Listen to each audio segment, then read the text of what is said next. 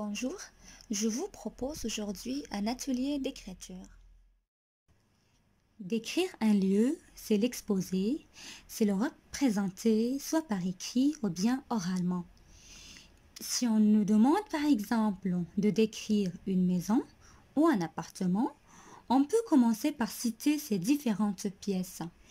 Par exemple, ici nous avons la chambre à coucher, la salle de séjour ou le salon, la salle de bain, la salle à manger, la chambre à coucher et la cuisine.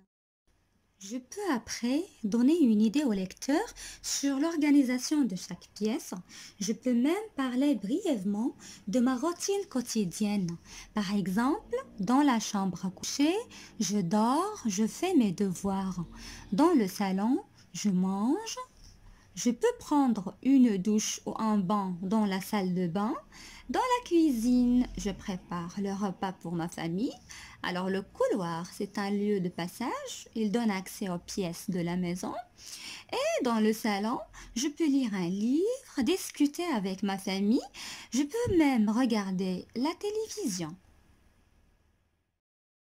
Alors, parler des différentes pièces de la maison me permettra d'énumérer les meubles, c'est-à-dire les objets à usage domestique qui sont placés dans chaque pièce, comme le canapé, le fauteuil, la bibliothèque, une étagère, la télévision, un meuble de télé, une table basse ou encore un ordinateur.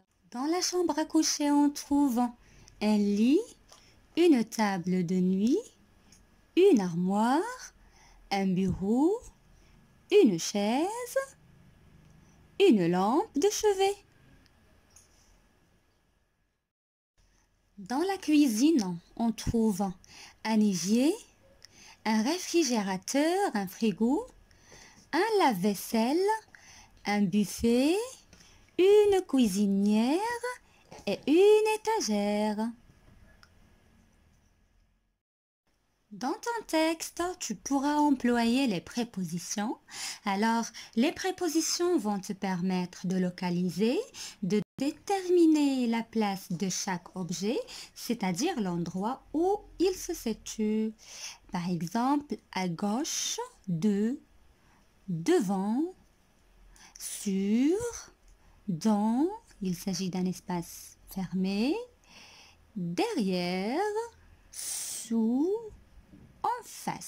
en face de, à côté de, à droite de et entre. L'étape suivante est la description de l'ambiance du lieu, c'est-à-dire montrer tous les détails qui décrivent l'atmosphère du lieu. Alors le lieu peut être bien rangé ou bien en désordre. Il peut avoir une bonne odeur, une mauvaise odeur, une odeur infecte ou la puanteur. Dans ce lieu, il peut y avoir des araignées, des cafards.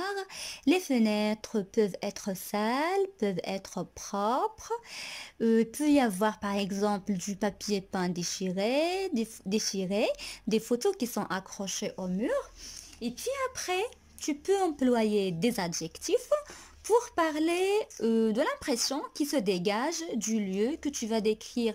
Ça peut être un lieu inquiétant, un lieu apaisant, rassurant, calmant ou bien reposant. Pour t'aider à te lancer dans ton travail d'écriture, je te propose cette banque de mots.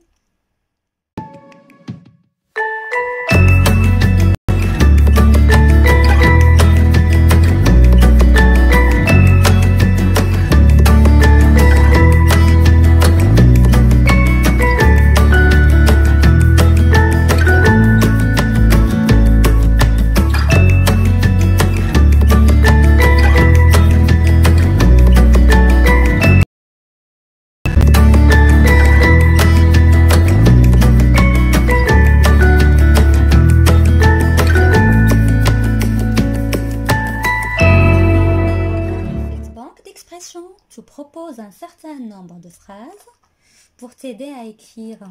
Tu peux employer un dictionnaire en cas de difficulté.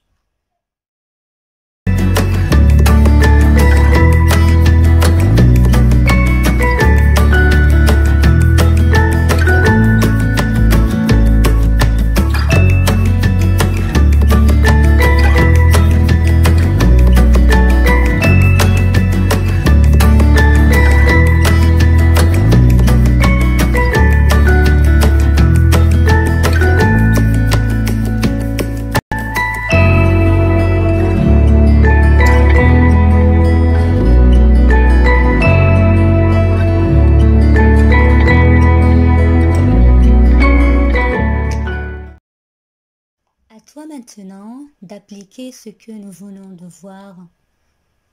Décris cette chambre. Décris cette forêt broussailleuse.